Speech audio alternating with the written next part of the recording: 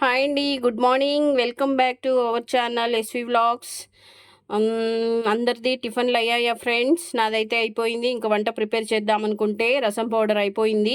సరే, మనము రసం పౌడర్ తయారు చేస్తున్నాను. ఇది మీకు చూపిస్తే ఎలా ఉంటుందో అని నేను మీ ముందుకు వచ్చాను ఫ్రెండ్స్. మాది కడప జిల్లా, మేము కడప వాళ్ళము. మేము కారం ఎక్కువ తింటామండి. కానీ మా పిల్లల కోసము నేను చాలా వరకు కారం తగ్గించేసాను ఫ్రెండ్స్. నాకు కారం అంటే చాలా ఇష్టము. ఇంకా నేను మనకు సపరేట్గా పిల్లలకు సపరేట్గా చేయలేక నేనే కారం తగ్గించుకున్నాను. చూడండి, నేను రసం పౌడర్ తయారీ విధానం చూపిస్తాను. ఏంది ఎన్ని ఇంగ్రీడియంట్స్ పెట్టారు అనుకోవద్దండి. మనము ఒక వంట చెయ్యాలంటే మనము ఎన్ని ఇంగ్రీడియంట్స్ యాడ్ చేస్తేనే అది రుచిగా తయారవుతుంది. ఇది కూడా అంతే. రసం పౌడర్ మనము అన్ని ఇంగ్రీడియంట్స్ వేస్తేనే చాలా టేస్ట్గా ఉంటుంది. నేను కానీ రసం పెట్టానంటే చాలా దూరం మంచి స్మెల్ వస్తుంది. నేను పెట్టిన రసం చాలామంది చాలా బాగుంది టేస్ట్ అని కూడా చెప్పారు నాకు. అందుకే ఇది మీకు తయారీ విధానం చూపిస్తే మీరు తయారు చేసుకుంటారని నేను ఈ తయారీ విధానం మీకు చూపిస్తున్నాను ఫ్రెండ్స్. చూడండి, మొదటిగా నేను జీలకర్ర 100 గ్రామ్స్, మిరియాలు 100 గ్రామ్స్ తీసుకున్నాను. కొంతమంది మిరియాలు తగ్గించేస్తారు ఫ్రెండ్స్, కానీ నేను మాత్రం 100 గ్రామ్సే తీసుకున్నాను.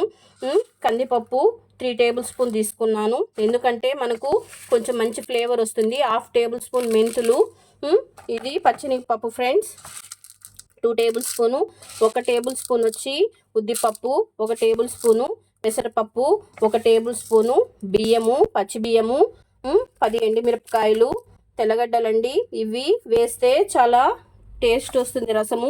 మామూలుగా రసం పెట్టుకునేటప్పుడు మనం తెల్లగడ్డ దంచి వేసుకుంటాము. అలా కాకుండా నేను పౌడర్లో యాడ్ చేస్తాను, రసం పెట్టుకునేటప్పుడు యాడ్ చేస్తాను. తెల్లగడ్డలు ఎక్కువ తినడం వల్ల మనకు ఆరోగ్యానికి మంచిది. చాలా మంచి ఫ్లేవర్ వస్తుంది, చాలా టేస్ట్గా ఉంటుంది ఫ్రెండ్స్. దీని తయారీ విధానం చూపిస్తాను, చూడండి. ముందుగా స్టవ్ మీద ప్యాన్ పెట్టుకొని కొంచెం వేడెక్కిన తర్వాత మనము ఫస్ట్ పప్పులు వేడి చేసుకున్నాము. చూడండి, కందిపప్పు, పెసరపప్పు, ఉద్దిపప్పు, పచ్చనిపప్పు, బియ్యము, 1/2 టేబుల్ స్పూను మెంతులు వేసుకొని మనము బాగా దోరగా వేయించుకోవాలండి.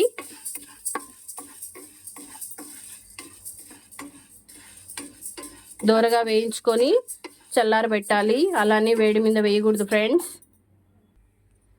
చూడండి ఫ్రెండ్స్, బాగా దోరగా వేగిపోయాయి.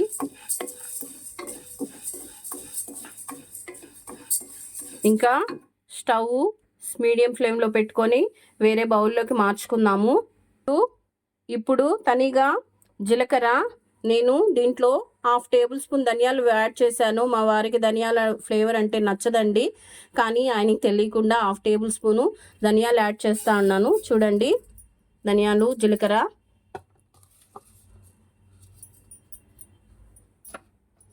దీనిలోని మిరియాలు, దీన్ని కూడా మనము కొంచెము దోరగా వేయించుకోవాలి. అలానే వేస్తే పచ్చి వాసన వస్తుందండి.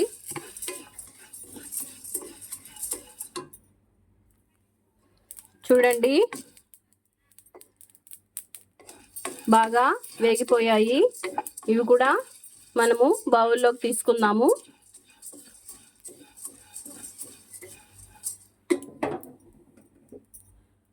ఇప్పుడు దీనిలో నేను 10 ఎండుమిరపకాయలు తీసుకున్నాను. దీనిలోనే తెల్లగడ్డలు లైట్గా వేయించుకుంటానండి, పచ్చి వాసన రాకుండా. కొంచెము లైట్గా దోరగా వేయించుకుందాము.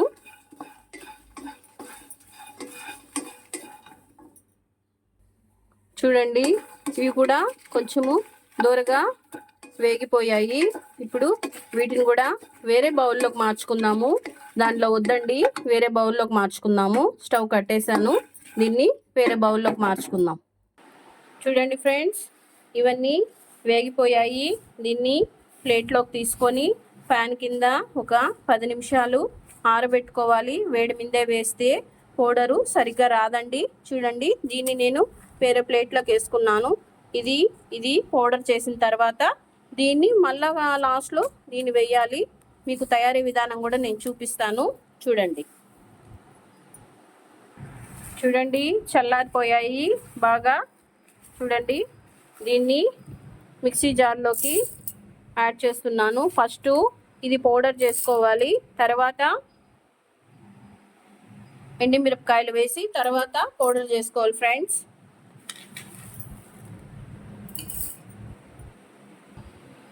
చూడండి పౌడర్ అయిపోయింది.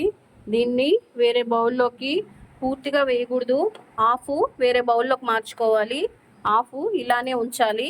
ఎందుకంటే దీనిలో కొంచెము ఎండుమిరపకాయలు తెల్లగడ్డ యాడ్ చేసి మళ్ళా నేను మిక్సీ పట్టేస్తాను.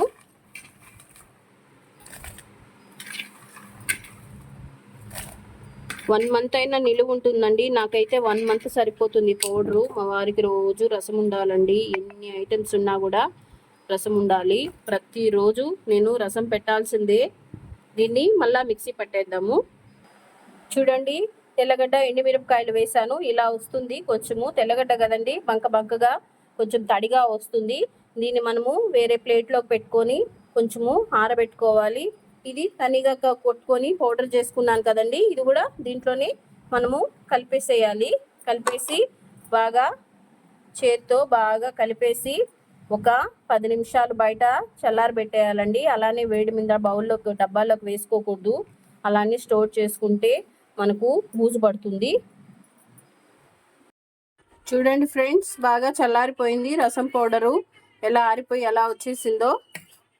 ఎండుమిరపకాయలు తెల్లగడ్డ కూడా యాడ్ చేశాను కదా, చూడండి బాగా చల్లారిపోయి మామూలు పౌడర్ లాగా వచ్చేసింది. దీన్ని మనం ఏదైనా డబ్బాలో స్టోర్ చేసుకోవాలండి. చూడండి ఎంత బాగా వచ్చేసిందో. చాలా టేస్ట్గా ఉంటుంది ఫ్రెండ్స్. ఒకసారి ట్రై చేయండి.